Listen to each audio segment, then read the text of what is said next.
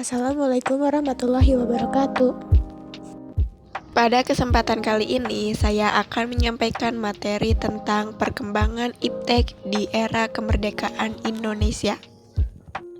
Setelah bangsa Indonesia merdeka, perkembangan ilmu pengetahuan dan teknologi berkembang pesat. Hal ini didorong dengan terbukanya akses-akses untuk mendapatkan ilmu pengetahuan dan teknologi bagi masyarakat di Indonesia. Kemerdekaan menciptakan keadilan dalam mengakses ilmu pengetahuan dan teknologi bagi masyarakat di Indonesia.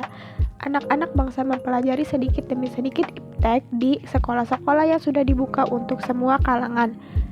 Lembaga pendidikan dan pusat penelitian warisan kolonial Belanda pun menjadi modal besar untuk dapat dimanfaatkan oleh bangsa Indonesia untuk mengembangkan iptek, yaitu Technische Hogeschool atau THS yang kini namanya menjadi ITB, atau Sekolah Tinggi Teknik di Bandung, Landbouwhogeschool atau Sekolah Tinggi Pertanian di Bogor, Rijkshogeschool RHS atau Sekolah Tinggi Hukum di Jakarta, Geneeskundige Hogeschool GHS atau Sekolah Tinggi Kedokteran di Jakarta, Institut Eijkman di Jakarta, Observatorium Bosca di Lembang, Jawa Barat.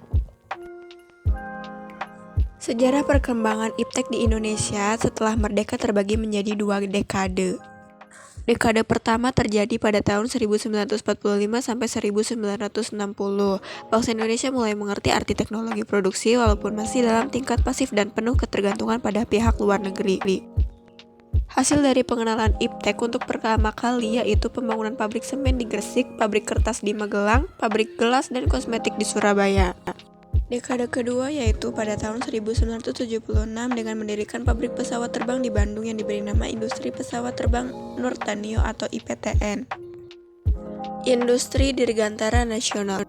PT Industri Pesawat Terbang Nurtanio berdiri pada tanggal 26 April 1976. Industri ini berada di sebelah Bandara Husein Sastra-Negara Bandung. Sebelum berbentuk perseroan terbatas atau PT IPTN, awalnya bernama Lembaga Persiapan Industri Penerbangan Lapip yang dibentuk pada tahun 1961.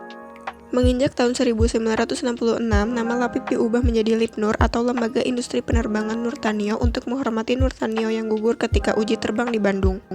IPTN setelah direstrukturisasi kemudian berubah nama menjadi PT Dirgantara Indonesia atau PT DI pada 24 Agustus 2000. Teknologi komunikasi dan transportasi. Pertama, sarana komunikasi. Sarana komunikasi yang dimaksud meliputi siaran televisi dan satelit komunikasi. Siaran televisi, gagasan konkret untuk memiliki jaringan stasiun televisi di Indonesia dilahirkan setelah pemerintah pada tahun 1961 memasukkan proyek media televisi ke dalam proyek Asian Games. Proyek media massa itu sebelumnya dimulai dengan beberapa penelitian yang mendalam. Lahirlah Yayasan TVRI yang dibentuk pada tanggal 20 Oktober 1963. Pada tahun 1969, TVRI baru memasuki era satelit dengan menggunakan Stasiun Bumi Internasional di Jatiluhur. Satelit komunikasi. Sejak tahun 1976, Indonesia telah memasuki era informasi modern dengan beroperasinya sistem komunikasi satelit domestik atau SKSD Palapa 1. Generasi pertama dari SKSD Palapa adalah Palapa A1 yang diluncurkan pada tanggal 8 Juli 1976. Kemudian pemerintah meluncurkan satelit generasi kedua yaitu B1 dan B2 dan diikuti oleh generasi-generasi berikutnya hingga C1 dan C2 kemudian digantikan dengan satelit Telkom 1. Sarana transportasi. Pada 9 Maret 1978, Presiden Soeharto meresmikan jalan bebas hambatan yaitu Jalan Tol Jagorawi menghubungkan Jakarta, Bogor, dan Ciawi.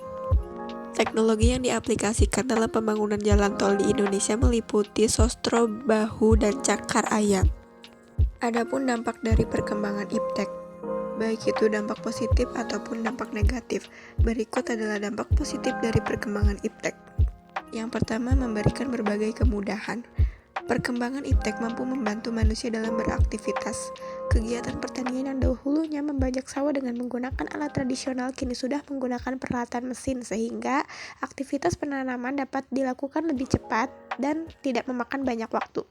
Pada zaman dahulu, kegiatan pengiriman berita sangat lambat karena kegiatan tersebut dilakukan secara tradisional, baik secara lisan maupun menggunakan surat. Namun, kegiatan semacam ini sudah hampir punah karena perkembangan iptek telah mengubah segalanya.